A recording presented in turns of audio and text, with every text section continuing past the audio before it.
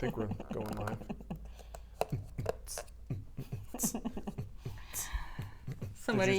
I told them that they needed to stand by because you were taking the Browns to the Super Bowl. Oh, yeah. Sometimes you got to take the kids to the pool. All right. I didn't get an update this time, did you? Yep. Right there. Oh, you know why I didn't get an update? It's on my phone. Because I don't have a phone with me. Ah. Oh, it's in my back pocket. I knew I had it. All right, I got to get the Patreon questions up, and then we'll get ready to rock and roll here, baby. Yeah, sounds good. Patreon TWW. We did not hit our number for this month. Okay. So we're not going to be able to do a PM show. That's fine. That seems so arbitrary, doesn't it? But here's the thing. I hate saying that. I tried. We didn't hit a number, so we're not doing a late night show. So when I do the calendar, I do every week. And so when we do a PM show, it messes up like how I have the calendar repeating it, and then it shows. I think we should do a PM show as long as we have the help. Even if we don't hit that number, like if my mom's here. We're going to bank some PM Yeah, shows. exactly. We'll get a few done so that later when we don't have help, I think that's a good idea. And we'll bank them. So Ava decided to scribble all over. Atta girl. One of our. Oh, she did a good job. She scribbled all over it. Okay, I guess we should officially start the show. Hi, everybody. It's Friday Live. I'm Marc. And I'm Nicole. And today we're going to speak softly. We're not going to get too excited. Smooth jazz. It's going to be a smooth jazz show. So, hey, it's Friday Live. We're going to hang out, talk a little bit about some woodworking stuff. We've got a couple cool announcements, updates, things you might be interested in. If you want to help support the show, you can always do that. Yeah, we got some viewer mail. Yep. I got some stuff to share with you that was sent to us by some great people.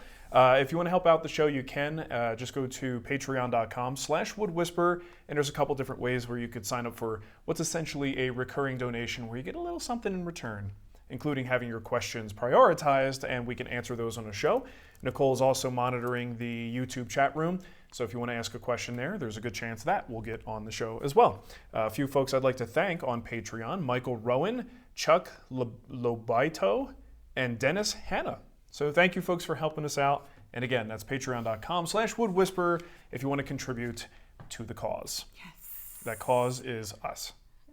So let's just call it what it is. The machine that allows us to get Dunkin' Donuts in the morning and do a live show. Talk about woodworking and other things. And other stuff. So, hey, let's get started with a couple announcements. Before we do, happy early birthday to Jim Schaefer. It's going to be his birthday on Sunday. Hey, I saw it. Happy birthday, Jim. Quickly. You know, we, too, are April birthday babies. 15th, 23rd? Yeah, I'm a tax day baby. I'm a Taurus.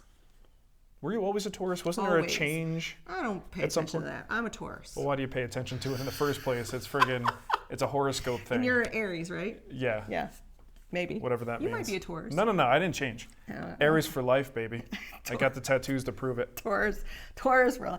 I always found him as a child. Yeah. Very interesting to read, like my birthday horoscope. Like, yeah, I am bullheaded. Written in such a way that they apply to every single person on the planet. Oh yeah, you know what? I am very strong-willed. I am. I did have a good day today. You know, one bad thing did happen today. Oh my gosh. Okay. Like, remember that psychic you used to watch? Are we sure we're live? Yeah. Because somebody's saying it's a long poop. Well, that somebody is confused. You used to watch that psychic guy. Do you remember that? And I remember John Edwards. You used to. I'm not going to say that you wholeheartedly believed it, but there was a part of you that believed what this idiot was doing, and his thing was always like, oh, okay, so I'm thinking of it's a person. It's a person. The name, it starts with an E. No, not an E. It starts with a C, right? I want it to Eventually, he'd get through the whole alphabet. Yes. And the person would be like, yes, it does start with an X. Oh, right. John Edwards. Good stuff. All right, let's get to actual content of the show here. I want to thank our buddy David Wiggins, who wrote in very bold letters on the outside of his letter that he wrote us to not read this on the show. Thank you. That's a man who watches what we do and knows what we're likely to do. Yeah. So David, thank you so much. He sent us a T-shirt with his business. I really like his T-shirt. Oh, it's super cool. So it's 16 tons wood design. And I can tell you right now, just feeling it, Marc will wear this. I will. And the logo is designed to look like the grain in Macassar ebony, because that is David's favorite. And check this out. I'm checking it. We got some new coasters that we can use. In the shop, These are, right? and they're actually with our names on it. Marcus, that's an inside joke, and Nicole, and these are to protect the workbench from our beverages. So we should probably put these to use. Here you go, Nicole. Do it. That one's yours. It's really pretty. Yeah, these are really, really nicely done. I mean, Macassar Ebony, that's some hardcore stuff right there. I mean, I know it's an inside joke for Marcus, but your mom sometimes calls you Marcus. Yeah, she does once in a while. But he's not my mom. So. We also... no, I'm not done. Oh, sorry. I just wanted to say thank you to David. Thank that you, was a David. very heartfelt letter. Thank you for sharing that. I'll text you and thank you again later on as well. Okay, what else we got? I'm going to apologize. So a few weeks back, what? Gazank goes, does anyone's name here start with a letter? That's exactly what I'm talking about. Okay. So we got a letter from Zanini Mataya Woodworking. Oh, that's cool. It's a very cool. I like that's the a sticker. neat little sticker. He's from Italy. Oh, really? Italy. Oh, we'll definitely put a sticker Or up there. Italia. He said, "Hi, Marc. I'm a big fan. I love your videos. Please don't read this letter on the show. I'm very inspired by you. Very happy to send you my sticker. I invite you to subscribe to my channel and advertise." He wants us to advertise. Oh, okay. You're just using us. Oh, It's okay. this wasn't It's okay. true love. Thanks with love and esteem. Zanini. Grazie. Grazie. I love it. And when we come to Italy, you're gonna Yeah, sure, let us stay someday. at the house, right? Sure, someday we'll do that. Sounds like a Thank plan. you. My son was with me when we got this, and he thought it was really, really cool. To get something from Italy? Yes. It is very cool. It is very We take it for cool. granted, but I think it's awesome. Okay, so questions. Yes. You got some for me? I got it. I just got a super chat from David Barton. Barton? Barton? You can even click on it and throw look it up. Look at this technology, people. Oh my gosh. Oh my look at gosh. Okay, he says, Marc, looking for a finish for cribbage bird. that. Your beard. Licke, min wax, Your lekke, beard. inken, and expensive. I have HVLP for something similar. I could spray and durable. Monocoat. He only has so many characters, I know. so he had to abbreviate. It's a cribbage bird. Okay. Min-wax lacquer can be expensive.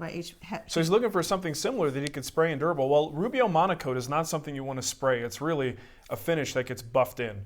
I think that's a perfectly reasonable option for something Especially like for that. like a cribbage board. I mean, it's not like, unless you have like 100 cribbage boards that you're doing. Yeah. I mean, if you have a lot of these, you're batching them out, then something to be sprayed is definitely a good option. Let's see. So min-wax lacquer can be expensive. I have HVLP. Okay. Yeah, I mean, the thing is, though, if you think that min-wax lacquer is expensive and you're thinking about Rubio Monocoat, Rubio Monocoat is one of, that, and I mean, all of these hard wax finishes that are becoming more popular now are all incredibly expensive compared to what we're used to, right? So don't forget, there's just classic wipe-on poly is a great finish. Min-wax wipe-on poly. Armor Seal is a fantastic, I consider kind of an upgraded version of that, although min-wax poly works just fine. For things like a game board, I think that's a really good solution. Again, Rubio Monocoat is something good, but I don't know, that feels just kind of excessive for a little game board, unless that's, you specifically needed something that was like 0 VOC, right? But yeah, it's hard to say because I don't know exactly what your goals are with this, but I would probably look at something a little more practical. I shared. It's actually, I think that's his first name. Okay. Mattia Zanini. He has a number of videos, so there you go. I shared it in the chat room. Good. Because Jeannie was asking me, where is he from? In Italy. I'm like, it doesn't say. Yeah. So I shared this. Somewhere in Italy. Somewhere in Italy. Okay. All right. You want to do a Patreon question? I could do one from here. Okay. John Gallup says, he just purchased the Hall tree. Oh, you know what? We skipped right to the questions. I forgot my announcements. Yeah, the Hall tree. We have some important things to announce. So let's pause on the questions. We got business things to do. We got the business things like business people. I'm a businessman. When businessmen walk like this. Hall tree pre-order, that's actually going to end tonight. So if you were thinking about signing up for the Hall tree storage bench project in the guild, that's with me. We are starting that today. The intro video just came out, and it will continue to release videos every Friday. But tonight, it goes out of pre-order. That means you lose access to that 40% discount. So the way to get this is to go to the woodwhispererguild.com, click on projects, and then you could add 3 pre-order projects to your cart. Once you do that, all 3 of them become 40% off. You're pretty much never going to find a better deal than that in the guild. We made our own Kickstarter. Kind of, yeah. It's kind of like that. That's why you're getting such a good deal. Exactly. You're investing in this project that you haven't actually seen all the details for yet. So anyway, the intro video is out. Head to the woodwhispererguild.com to take advantage of that. The other thing is Essential Joinery. We totally skipped over that. The book hath arrived. You know what, Nicole? What? Can you go grab a book? Yeah, I was wondering why we don't have one. I'm focused. I got Macassar Ebony in front of me. I'm all excited about it. So we'll get back to that in a second. Nicole's going to actually go get a copy of the book because I don't think anybody else has a copy yet. I even talked to our publisher, and they are obviously for their store getting some in stock. They don't have theirs yet, and Amazon has increased their time frame as far as May 15th, I think. I can't imagine it's going to actually take that long.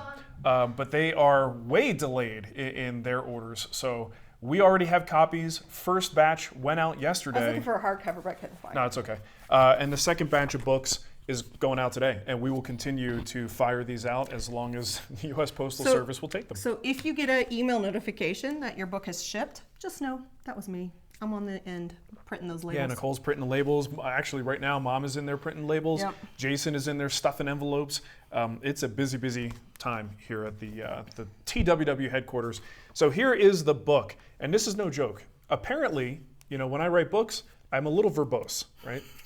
I tried. Imagine that. Look, Matthew Teague approached me 2 years ago about this project. Do a small little book. He's like, I just want to do, a concise little book on joinery. We'll just focus on 9 joints and it'll be great, right? And I'm like, sounds like a great idea. Here's 206 pages. However many, it's pretty close to 206, 212. So honestly, this is pretty much everything that's in my brain with regard to joinery is in this book with big giant pictures. And it's a very focused effort on joinery. A lot of the joinery books that are out there are a little bit more like an encyclopedia of joinery, especially my Taunton book. And it's a fantastic book. I highly recommend it, by the way. This is not meant to replace those things. It's meant to be a little bit more of a bite-sized chunk and an in-depth review of the joints I think that are most necessary for woodworkers to master. A little bit, yeah. And sometimes when you look at those big joinery encyclopedias, it's intimidating because... Oh, look, there's our family. Oh, yeah, that's my favorite page, actually. It's a little bit intimidating because you don't necessarily know which ones out of all of those joints are truly the ones you should probably master. And that's what this is. It's condensed, it's boiled down to the ones that I think are the most valuable for a woodworker to get to know and get good at doing. So there it is. I should say the book is still available. It's technically like a pre-order. I mean, it's really not a pre-order anymore. Your order goes at the back of the line. So all the pre-orders have to go out first, and probably within a few weeks. All Colorado orders went out yesterday. I didn't want to say that live, but that's okay. Well, we're doing That's fine. No, I'm saying because people are like, well, I'm going to go to this book launch. Am I going to have my book? That's fine. Yes, you're going to have your book. So you can bring. We're going to try. If you come to our book launch at Austin Hardwoods on April 11th from 9 to 11, and you bring your book, he'll personalize it for you. Yeah. Because if you didn't ask for a personalization, sorry, we can't do that. Okay. Look at this. Well, here's the thing. Let's talk about personalization for a minute. I kind of jokingly said a number of times that hey, I'll draw anything. I'll draw wieners on my head. And people, look, you get the audience you deserve, Nicole. And the requests that I received, these are just Post-it notes. So my mom started to keep track of them with Post-it notes because it would make it easy for me to identify as I signed the book. Here's the one for this particular order. And then 1 turned into 2, turned into 3, turned into hundreds, people. And these are just the ones that I haven't done. I already spent 2 days doing some of these. Here's the thing, guys. I can't do this. There's too many. There's just too many. And some of the requests are basically people took it as a personal challenge to give me something really stupid to do. Right? I've got nothing else going on. So I will autograph every book that leaves our house, but I will not be able to do all of this. And some of these requests are so specific. One of my favorites was basically asking me to draw a picture of Shannon looking over my shoulder disdainfully at me using power tools. There's so much to unpack there. And I'm also a terrible artist, so it's just not going to happen. So hey, this is me apologizing for even giving you guys the thought process of like, this is something I want you to do. I apologize. I'm not going to be able to get to all of those. I'll be honest, we've got about 7,000 books to sign and process. It's physically impossible for me to do that, especially when there's a guild project going on right now.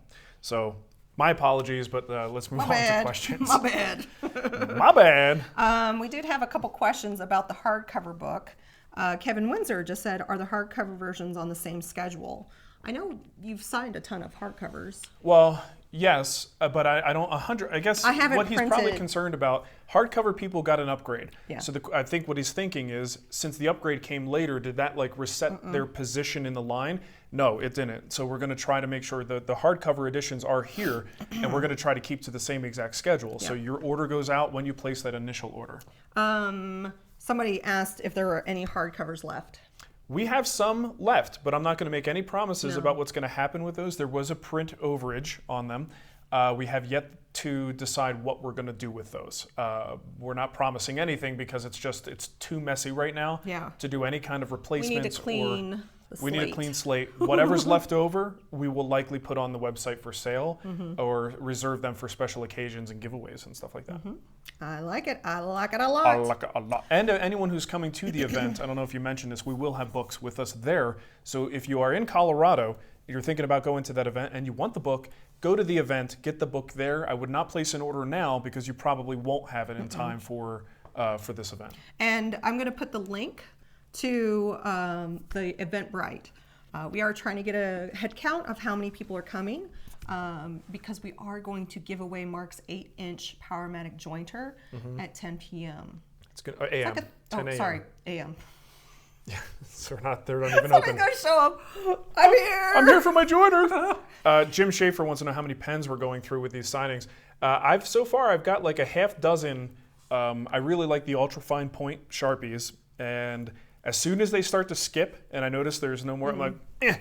So they probably are still good, but I need to flow quickly. Yeah. I don't have to go back over it. All I know is that box of Sharpies I bought from Amazon with like 100 in them, finally paying off. Nice. People who saw me do the double drawer storage. Jason just texted me, goes, you said April 11th. It's April 13th. What's wrong with you? April 13th. You can't trust.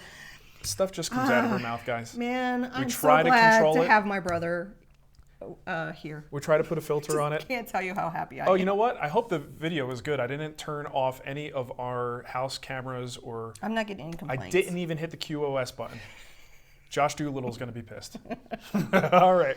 What do we got next? Got a super chat from Tom Lesef. Happy Friday, Spags. Kitchen countertop finish. Epoxy. Epiphanes. Other ideas? Those are all options. I mean, the thing is, with a kitchen countertop, you're looking at a surface that you're going to probably have to clean a lot. You're looking at a surface that might have food contact. There are a lot of concerns. And this is why I personally don't think that wood is the best choice for a kitchen countertop. And that's not the thing you want to hear me say, because clearly it's something you want and you like.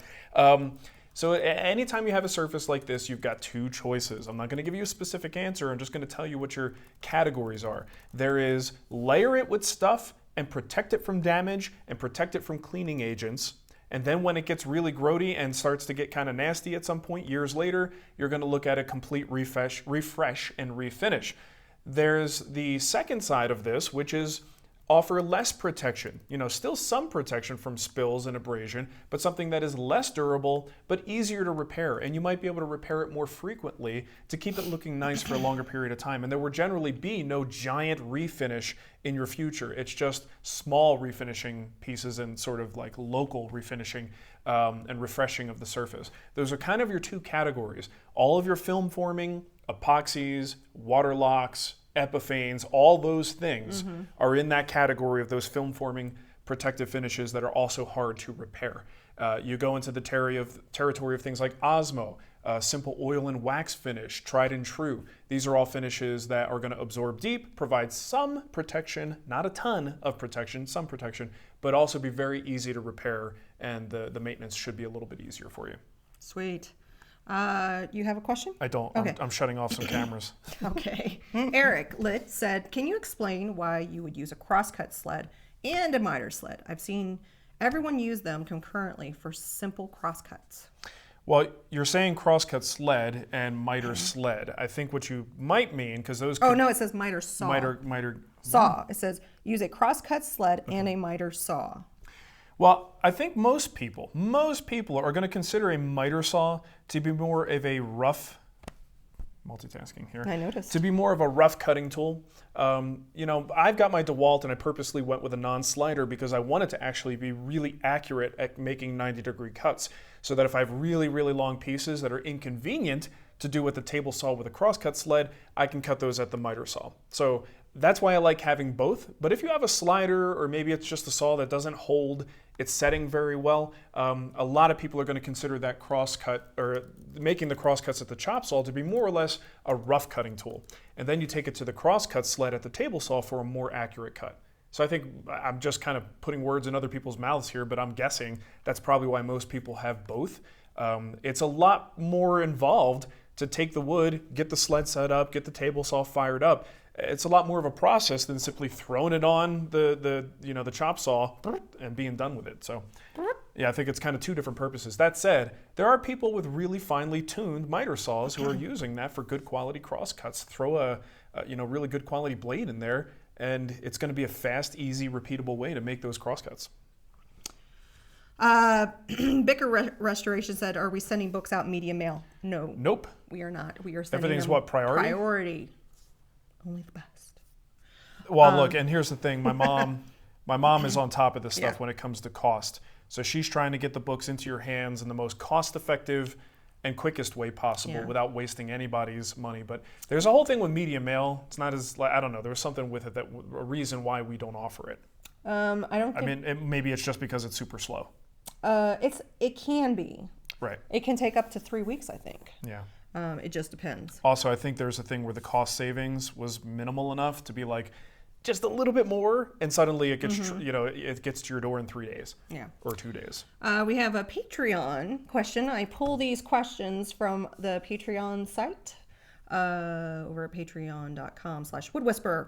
Mike Davies says, I decided to get serious about learning to sharpen things because non-sharp things are terrible. Truth. Ordering the Veritas. I had this conversation with the lady who cut my hair yesterday. You say? She was just talking about how it's really nice to have her scissors, her shears, nice and sharp. Yeah. And I said, lady, I feel you. She almost cut her finger off. Oh, God. So they must be really, really sharp. Ordering the... I'm surprised she didn't use a buzzer for you. No, on the top. Oh, okay. That's a short scissor cut, baby. Buzzer on the side, scissor on the top. Gotcha. Everybody knows. Okay. Ordering the Veritas MK2 honing guide this weekend, then going all in on either a diamond plate or water stones as I can afford them. Yeah. I know both systems will work if I stick with them, but which would you pick and why? Don't we have your pick on our Amazon page? Yeah, but I think people who've watched me over the years see that I actually own both. Oh. I've got the diamond plates and I've got Shapton ceramic stone. So it's kind of like a modified water stone. It's a hard choice. Like you said, both will work. It's hard for me to say which one I would pick because I do have both. I tend to use the diamond plates for a little bit more utilitarian stuff. I might treat them a little more roughly than I would my water stones because the water stones tend to dent. They could scratch easier. They require flattening. Your diamond stones, things like that, don't. But when I'm really getting picky about my sharpening, I just like the way that the water stones feel, and I like the edge I can get off of those water stones. The diamond stones just seem, I know they claim to not get dull over time, but it feels like they do. It feels like, and I do have to clean them. Are these the water stones? Yeah, those are the ceramic water stones. The Shapton water stones have gone over some like ownership changes over the years, and there's like a Japanese name associated with it now. And I've lost track of what's what there, so just do some research and figure out what it is. It has 15 reviews. Yeah, and they are Shapton, so it's fine. But I'm just saying, look into it a little bit more. I haven't bought them in a very long time, so that's what I'm saying. I'm not sure 100% what the status of all that is. I'll put the link to the ones that we found on Amazon. But I think, honestly, I would still do that. I would still do what I did. I would get the Shapton water stones as my primaries, and I'd probably get one of the Duo Sharp DMT plates that I would use for, the extra coarse, and I also can use that plate to help flatten my shaptons. So Michael Lust just did a super chat. He said, should we contact your mom to see when we get the new book? No. Nobody should be contacting. Unless it's maybe like mid-May and you haven't gotten your book yet, then by all means contact us. We do need pretty much this entire month of April to get these orders out. And you guys, no joke, there's 6 or 7 pallets sitting in my shop right now. We started and it was the end of the day like that. Yeah. It was very fast. I was like, and I felt like we didn't get very far. We barely put a dent in it. So yeah, please don't do that. We'll contact you. Yeah. Don't contact us. Yeah. And plus we'll be here every Friday. Yeah, every Friday we can give you updates. Yeah.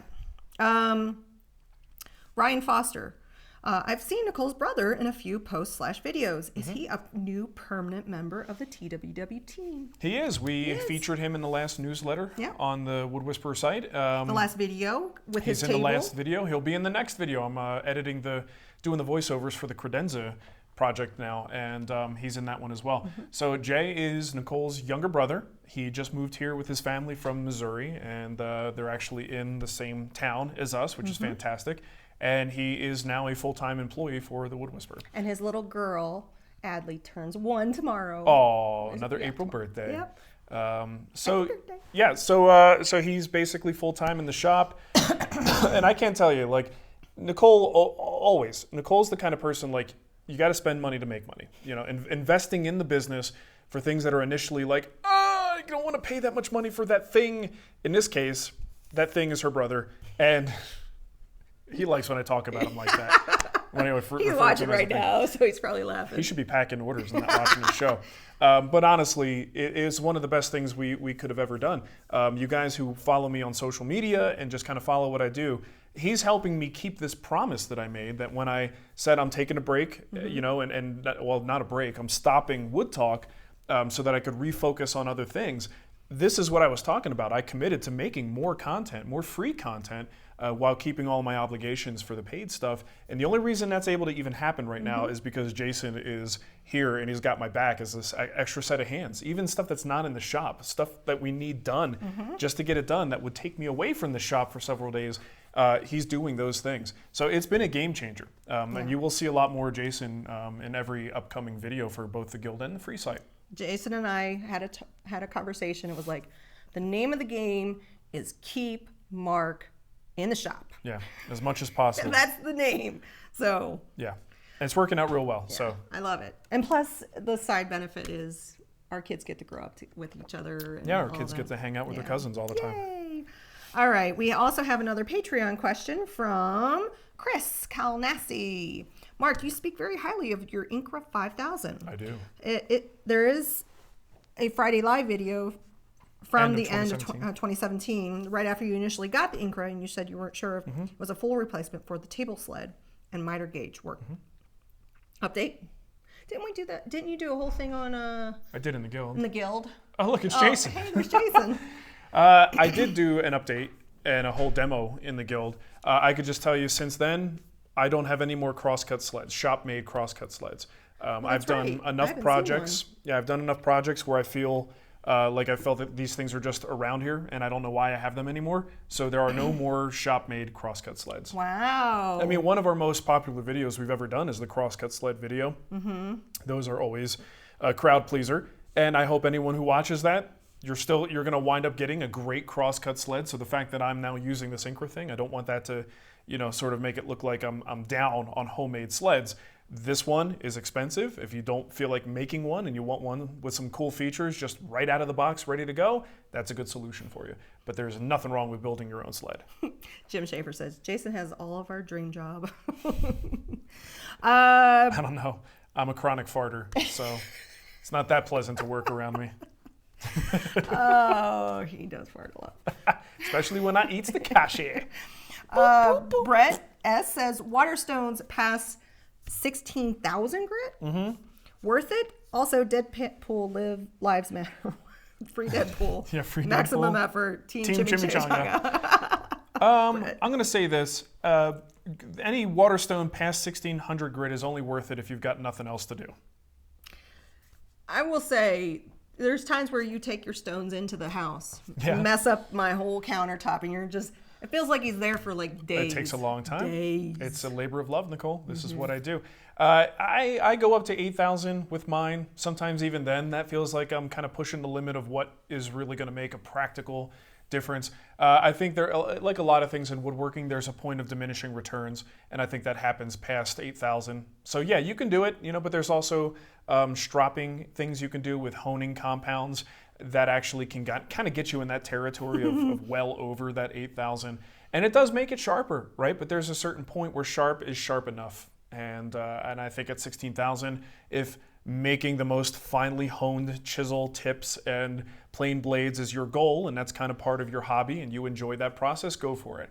If building furniture and getting your tools to be able to cut into wood is your goal because it's a tool that you're just using to accomplish a goal, I think you're wasting your time by going to 16,000. Jeannie said she had trouble with the diamond plates not being ground flat, and she's had to return them twice. Okay, well, there's some firsthand experience. I only have my experience with one plate that I use to flatten my stones, and it's been flat enough to do it. So if they are not flat, then maybe you don't want to take my advice and use them to flatten your water stones. Kevin Windsor said, I've struggled getting miters perfect until I remember I have a miter lion. What's that? Miter lion? Have I've you never used heard one? of a miter What's lion. a miter lion? Google that. Wow. Sounds vicious. Yeah. I've never heard of a miter lion. Miter lion. Huh. I feel like I'm being punked. Miter trimmer. Okay, so it's a miter trimmer. I'm guessing it's one of those guillotine style. Oh yeah, it does look like it. Things, if that's what we're talking about. I've never used one. All I'm seeing is lion miter. I'm pretty sure like people who do frames, so they're batching out this stuff and they've got to get these things dead on every time, would use something like miter this. box lion miter. Trimmer. Miter. Okay. So Well, let's not miter. research live on the show. Yeah. I don't think I'm sure it's a great product, but you can do a Google search and probably get way more information you're going to get from me. There you go. This is along the lines of like having a shooting board that's like at a nice perfect 45, and it sounds like the same concept except for you're doing more of a guillotine action as opposed to taking one of these guys and going horizontally. But it's fine. I've never used one though. All right, we got some more Patreon questions. We got one from Kevin just wants to remind everybody to smash that thumbs up button, baby, because that's what we do here. If you like what you see, hit that thumbs up button. Make sure you subscribe. Click that little bell in the corner. Blah, blah, blah, blah, stuff and things. Yoso. Hi, Mark. In your shop, you have a single dust collector with a bunch of tools connected to it. How do you control where the suction goes? Do you use manual blast gates, automatic ones? I have a dust collector collecting from every tool at all times. I don't think I've ever seen you operate a blast gate. There's a reason why you haven't seen him do that. Well, the reason you don't see me operate a blast gate now is different than the one before. Yeah. The reason before is, why would anyone film themselves opening a blast gate? Could you imagine if every time I moved to a different station, I'm like, hold on, watch this. Like, it's not something I want to show you. In the past, I did use traditional manual blast gates, and the only way to deal with those is to open and close as needed. Since then, go to our website, go to thewoodwhisperer.com and search for IVAC. We actually did a feature on this in upgrading all of my blast gates in the shop to the IVAC system, and that's basically a automatic blast gate opening solution. It also turns on the dust collector. So anytime I fire up a tool, the dust collector turns on and the blast gates automatically close everything except for the tool that I'm working on. So you get maximum airflow that way, maximum effort, as our friend Deadpool says. So that's what I'm doing these days. I've worked with the IVAC stuff since that video was made. So far so good. I had two duds, two of my blast gates just kind of stopped working. And I've been like kind of just on the side talking with the IVAC people, just giving them feedback to let them know when I confront an issue, and they address them, which is great. I guess there was a firmware update that they did real quick to fix one. I don't know. I don't know anything. I just tell them this is broken and help me fix it. So, but other than those two, the system's been pretty flawless. Setup is there's some work. You're going to do some work to get that set up, and it's not cheap. But if you want automatic blast gates, they're one of the best, sort of turnkey solutions out there. There you go. And so I'm going to put in my next video, just for funsies, a shot of me opening a blast gate. Just because. An inside joke. Yeah, just I'm not for even going to you. say anything. I'm just going to show me opening a blast gate. Did you want to do this one? I can't remember. Nope. So there are a few times with Patreon questions that it's just too much meat. It's too thick. It's too thick. It's too thick a cut of meat, guys. Yeah. It's like I can kind of sear it on the outside. It's still blood red in the center. I just can't get to it. What about this one? I can't remember. Nope. Nick Silva. Here's the other thing. If it's a question, not only that's too involved, but also it requires too much visualization. I'm probably not going to pick it as a question to answer. Nick Silva, we're going to do his question number 2. Yeah. What's your approach to buying things for the shop? Do you buy only what you need when you need it? How do you personally balance cost with quality? Do you ever get stuck in analysis paralysis? If so, how do you take a decisive action in the shop? Well, I'm in a very unique situation because a lot of times with a purchase for the shop, it's a very low risk thing for me. There have been times, many times actually, that I get like a bug and I go, you know what? I'm going to replace my miter saw.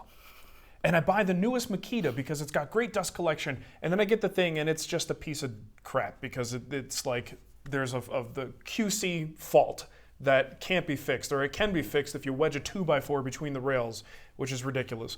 So I send it back. But the reason I say it's low risk, number one, it's a business expense for me. Anything I buy, if I can get content from it, it's probably something that will, in the end, in some way, sort of, go into this big pot of stuff, that makes us a little bit of money.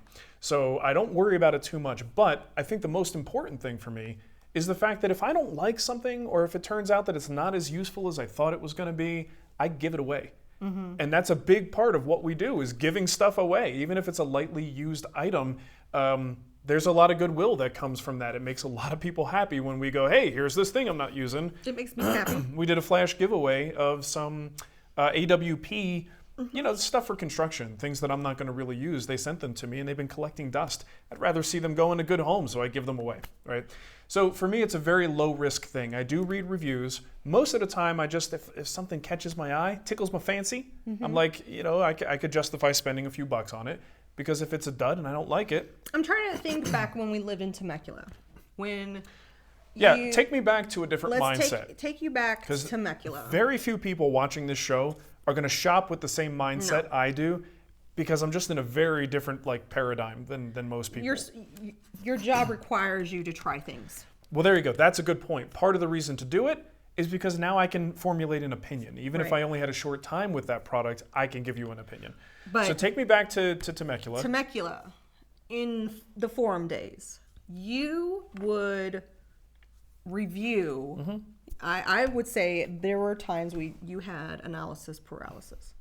Definitely. And trying to determine what you were going to get, whether it be a table saw, even when we moved to Arizona. Yeah, well, and there's a weird thing that happens though. There's a certain point where you come to realize that quality in tools counts for a lot. But at the beginning of your growth curve as a woodworker, you can't necessarily go, well, I'm just going to buy the best, because a lot of us don't have the funds to do that.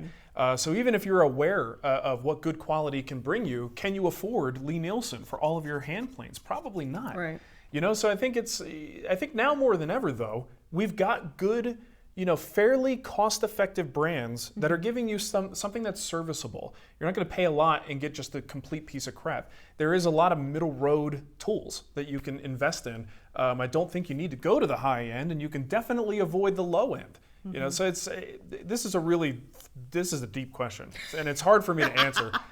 Because it's just I think I've gone too far into that other category of thinking, where now I generally try to only buy quality, right? And if I can't afford it, I'll wait until I can afford it. I'm kind of in his boat with what I'm doing with quilting.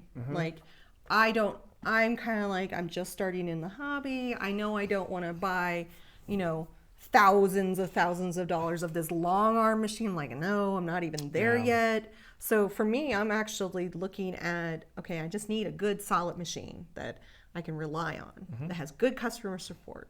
There you go. So warranties and customer support is huge. I think now more than ever though, the challenge for folks, what's the person's name? I lost it. Okay. Nick. So for folks in Nick's position, the challenge these days, I think it's even worse because everybody has opinions. well, everybody's got well, not just opinions, but a YouTube channel. Yes. Right? Or an Instagram account. Or an Instagram account. So in the past, I might have said, hey, look at what other woodworkers are using. What are they actually using to get the work done? And let that help you make decisions. How many of my first tools were purchased because David Marks had them? That's true. I got you a biscuit joiner because a DeWalt biscuit joiner. And I got the DeWalt plunge router because David had that one. Yeah. The thing is, these days, and I'll, as a person who's kind of really involved in this stuff, I can tell you, all these people you're following on Instagram and YouTube are getting tools thrown at them. I mean, maybe not everybody, right? But if the channel has a decent following, tool companies are doing this, right? Because it's a gold rush right now. Advertising is cheap because all you have to do is send, Joe YouTuber a tool and it's gonna be in front of an audience. So it's so much harder now to see a woodworker using something and say, I'm going to use it because I trust this person and they're only using it because they know that it's a good tool. That's kind of out the door. And I don't want to throw anybody under the bus. Including ourselves because we're part of this.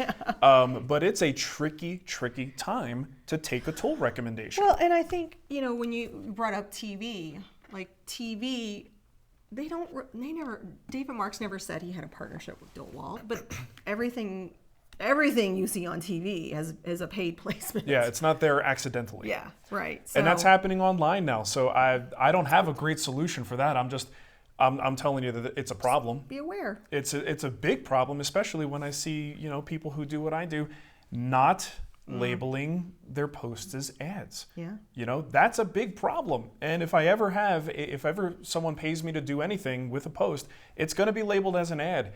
And we've got to disclose that. First of all, it's the law. We have to. But how do you build trust with people if you don't disclose this information to them? It's rough. It's a rough time. I mean, it's a good time, but it's rough. It's an interesting There's aspects time. of it that are great, but then there's other aspects that are like, it's starting to get slimy. Not starting. It is slimy. Brooklyn says, nobody's throwing tools at me. Sounds rude. Get a few more subscribers and they will just be prepared to duck because they're coming. Rich Klein did a super chat and says, will the Hank chair build include paper templates for the templates and the sled build instructions? It seems like Jory's secret sauce. Yeah, they will. So we'll have paper templates for you to print out. The idea is you'll be printing out so they'll be digital. A full, yes. That you will print. You will print. Not that you're paying like the rocker. The yes. sculpted rock, I think he was asking about paper, like buying paper. Paper. You basically will print them out and tape the pieces together and then cut it out and put that on your template stock, and then you'll have a big, template that you'll cut into pieces. The process of that Jory's, secret sauce of making his sleds is so easy. It's so simple. You're gonna poop yourself when you see it, but you will, honestly, Nicole. Then you should probably tell our daughter, because I would really like for her to poop on the body. Yeah. So here, Ava, check this out. You're gonna poop yourself.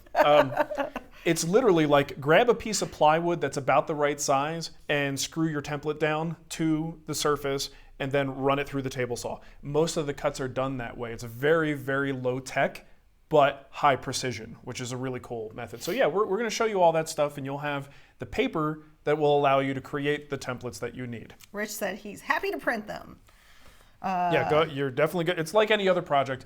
The oddball in the set is the rocker, because the rocker comes with a modified version of Charles Brock's actual paper templates, and it's a full-size 2x4 sheet. So you're not printing these out, we're sending them to you.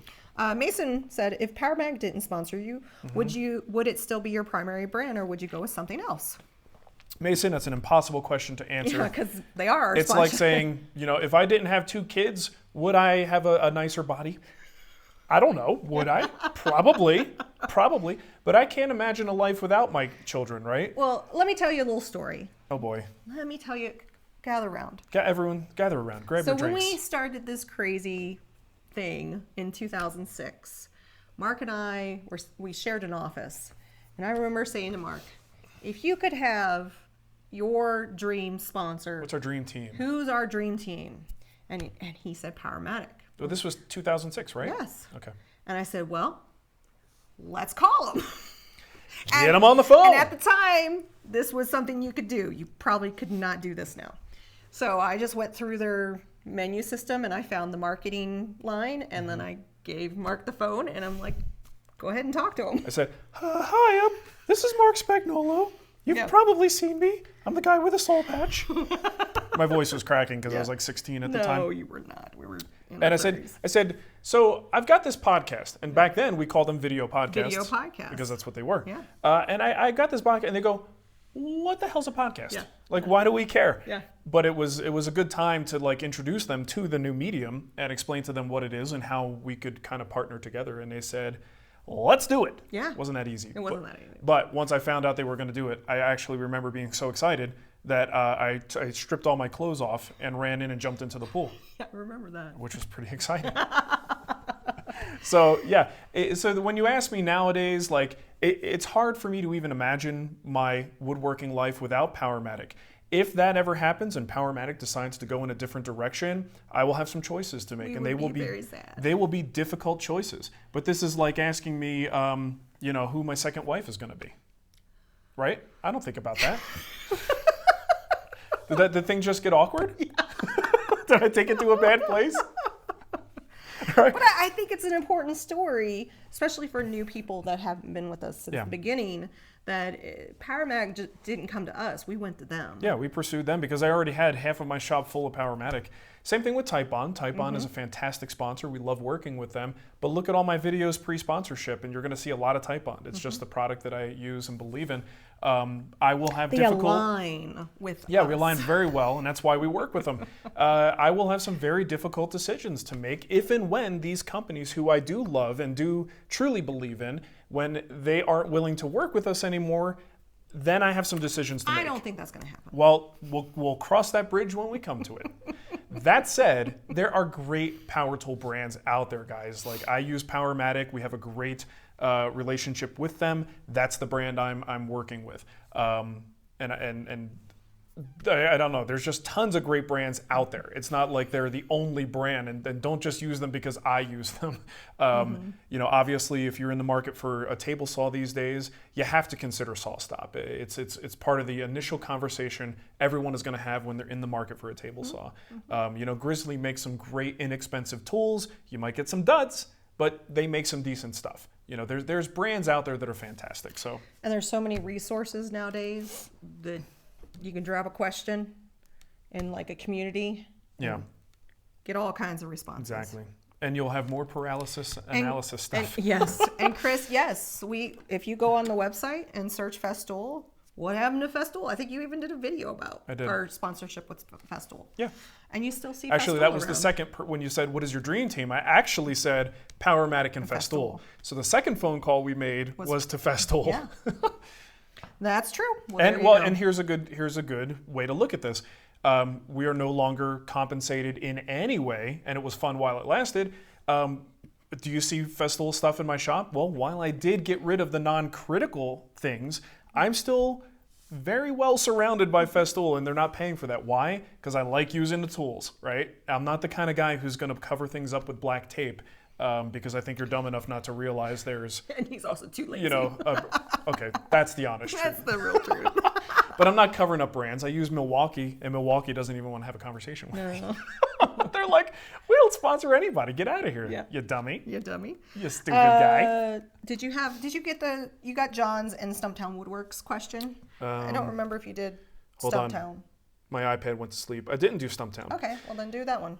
Okay, Stumptown Woodwork says, I know you love tool suggestion questions. Oh, speaking of Festool, after sanding the bottom of a 6-foot round white oak tabletop with my 5-inch Makita random orbit sander, I'm thinking of a Festool 6-inch sander of some kind might be a nice upgrade sooner or later. Could you make a suggestion if someone was to only get one? I know they have models with different orbit sizes, Rotex, etc., but was hoping for insight from someone who uses them as often as you do. Any downside being locked into their abrasive, other than cost, I assume. So first, let's hit that last thing. I don't think you are locked into Festool abrasives. Correct me, chat room, please correct me if I'm wrong. Festool has a crazy Jetstream or Airstream or something hole pattern, and if you use their stuff, you get full advantage of all of those holes. It's great dust collection, but I think the hole pattern still works with a basic paper, right? That just has kind of those exterior holes. You're just not using all the other holes. So I don't think you are totally locked into using their paper. You're just better off using their paper, just a little more expensive. But they do make good sandpaper. So to answer this question, I like the ETS sanders. I like the, what do you call it? The brushless version that they have. I have both the 5 and the 3. Okay, so if you look at their orbit pattern, the 5, you're basically looking at how big of a circle it's making as the pad kind of rotates around. The bigger the circle, the more aggressive the sander is. So if you have the 5, it's probably going to be a little more aggressive and may have a chance of leaving more of those squiggly pigtail lines in the surface that we don't like. So that's why I like having the 3. If I'm just doing like a piece of plywood, I'm going to sand it with 180 or 220 and get it ready for finish, I'm going to use the 3, not the 5. Right? But if you're only going to get 1, I think if you're using a lot of plywood, if you're processing your parts and your planer is capable of cutting very cleanly, maybe you have a helical head in there, I think the 3 is probably going to be your better option because that's going to be your good finish sander. If you find that your work has some pretty heavy-duty mill marks in it, a lot of times maybe you're stepping down to 80 grit, so you are doing more aggressive sanding, you'll probably get more use out of the 5 ETS version. As far as the Rotex goes, I know a lot of people love the Rotex. I have them, but for the kind of work that I do, and most of the sanding I do is in preparation for finish, I do not like the Rotex. The Rotex is unbalanced. It's a little difficult to control, and if you're doing finish sanding with it, you gotta get like there's a lot of nuance to not creating divots and pigtail swirls and all that stuff. But some people love that sander. I'm not taking anything away from them. I'm using my hand a lot. Put my other hand in my pocket. I'm like Michael J. Fox in Back to the Future. Hands in the pockets. Jesus did 2 super chats, and he said he just did the YouTube Premium free $2 super chats. Oh, thank you, Jesus. If you actually pay for the YouTube Premium, they give you $2 in free super chats to give out, which is kind of neat. Yeah, that's awesome. So thanks, Jesus. Vivek, am I saying that right? Vivek? Yeah, Sahani? Sure. Vivek Sahani. I don't get to watch the show live anymore because of a job change. I always watch the recordings, though. This is for the pen fun. Happy woodworking. Yeah. Aw, thanks. Got to keep stocked up on pens. Yes. Thank you, Vivek. We appreciate that. We definitely will use it for that, I'm sure. Let's see. I think I have... Any more? Because I got my last one. Oh, I thought that was the last one. No, I got my last one. Oh, you had your last one. Yeah. Gotcha. Let me just make sure that I... And we're almost at the end of the hour anyway. We are, because I'm going to have to go pick up my little girl. Little Ava. We're in potty training phase right now, so I never know if I'm going to go and have a change of clothes. You guys want to hear a cute parenting story? A cute kid story? Yeah. Okay. So we've been trying to get Ava to be less dependent on Nicole to go to bed. Mm-hmm. She usually puts Ava down and I put Mateo down, which has developed this habit. So I want to be able to give Nicole a break once in a while. So in order to do that, I've been, trying to convince Ava that it's okay for Daddy to put you down. And Nicole the other night wasn't feeling well. And she basically... And Ava goes, "What's wrong, Mommy?" Yeah. So Nicole goes, Marc, I feel like crap. I need to go lay down, right? Yeah. Now Ava locks this away in her brain, and from now on, anytime Nicole can't tend to her for the whole put down festivities, she's like going, "Mommy, you got crap? You got crap?" And it's become this thing. So now every time Nicole's got crap, that means that she can't put Ava down. Yeah. It's super adorable. "Daddy, Mommy got crap?" Yeah. Mommy's got a lot of crap. And that's my cue where I'm like, yes, yeah, I can go get play out a of video here. game. Mommy got crap? Yep, she does. All right, anything else? I do have a super chat from Russell Farmer. Let's hit it. "Marc, I'm building a workbench, and I watched your video on leveling a workbench top. Yeah. Is using string to level rails the same as using winding sticks? Well, no, because one uses string and the other uses winding sticks. Are they accomplishing the same thing? Yeah, roughly. Mm-hmm. The string method was something that I learned from a Tay Frid article, or might have been a part of a book, a chapter in a book, that uses the string to make sure that the surface is flat. It's not making sure it's level. And I guess the same thing with winding sticks. It's really just flattening the surface, but has no relation to, you know, the world around it. It's not telling you if the surface is level. But winding sticks, putting one stick on one end, one stick on the other end, and then sighting down, you can kind of see if one corner is high. So yeah, I do find though that the string method is a little bit more, I won't say dummy proof, but it's, you know, sometimes with the winding sticks, as you get down there and you're looking, and you're just using your eyes to judge whether or not, you know, it's slightly off. I find that a little bit more difficult than being able to tell when two pieces of string are touching one another. So, but yeah, I think they will get you to the same place. I just wanted to send a thank you to John. It's actually just John. Just one John. But I guess the way that YouTube does the free super chats is it doubles it up? Well, you do $1 at a time. Oh, I see. So, and then Luis Maldonado did that. You guys, thank you so much. Yeah, it's really nice. You know, we're doing Friday Live because we love it. But the fact that some people are like, willing to throw us a few bucks, we really, really appreciate it. I do Twitch Prime because I'm an Amazon Prime member. You can subscribe to Twitch channels using Prime every month. So I'm always giving Scott over at Frog Pants my Twitch. Nicole's like this. I'm like, yeah. Here you go, Scott. Love what you do. All right. All right. What else we got? Anything else? That does it. I'm not sure how. Somebody asked me how to do the YouTube Premium Super Chats. I'm not sure. Yeah, not sure. So yeah, there you go. But thank you. I'm sure I could Google it. Oh, last minute. When you do these last minute super chats, they keep tossing them in there to extend the show. Folky 4A, any tips on starting for a starting woodworker with a small shop? So many tips. So many tips. Lots of tips. Lots of tips. My first tip would be Google things like small shop solutions. Yeah. Go to the woodwhisperer.com. We actually have shop tours, and in the shop tours, you can search by size. It looks like, what is that symbol? I don't know. It's a funny So looking you're not E. in the US. So the way that the shop sizes are, it's by square feet. So it might be a little different where you're located. Yeah. But you know what? Google has a converter. But yeah, the shop tour section is really good because that's one great way to get an idea for how to organize things is to look at what other people in small shops are doing. So Google that, you know, small shop solutions. You'll find videos and all kinds of articles. And again, go to our website, look at the shop tours area, and just look at other people's shops. Just really nice pictures.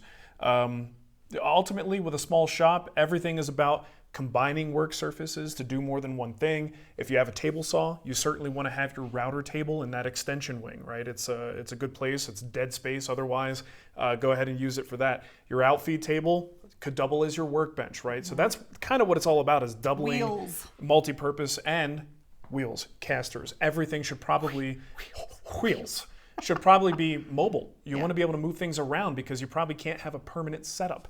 If you're going to have dust collection, you want a mobile dust collector to go from tool to tool because you probably don't have the space to do a ducted system. So that's just a little taste. Just give you a little taste, but do a little bit of searching around, and you'll find people. You know, I don't have really a small shop. It's smaller than it was, but it's far from what anyone would call a small shop. So I don't really have direct good tips for my own stuff for you. I like to spread out. Gary Hagens just said, do not get the book from that small shop guy. He steals photos from woodworkers on the web and pawns them off on his clients. Well, I don't know who that small shop guy is. I don't know who that is, but it sounds spicy. Scandalous. I bet you he has 16,000 plans while he's there. Oh, good. Ooh. Yeah. Ooh. Talk about slimy. Okay, anything All else? right, I think that is. Oh, quick thank you to Dave Witzke. Thank you, David.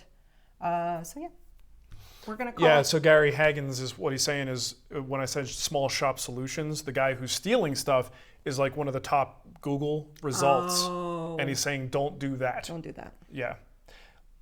I'd have to look at it. I don't want to give any more advice until I see what it is. But I apologize if it's directing to some nefarious source. That sucks. Okay, anything else? We're good? That's good.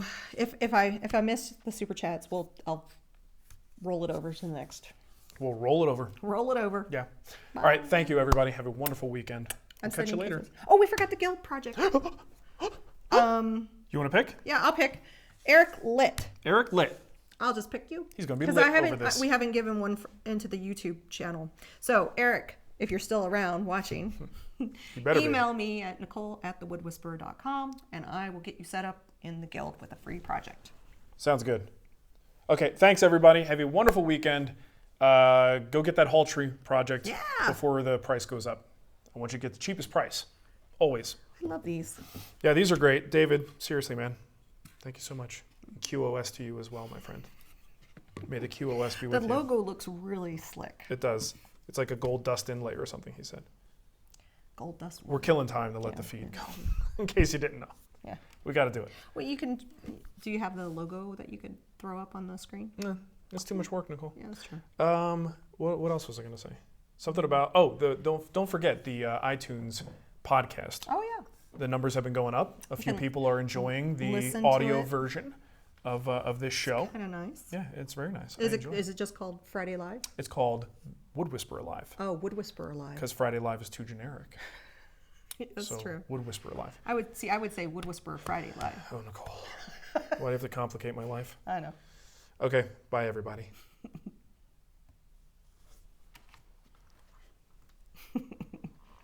Oh yeah, he was.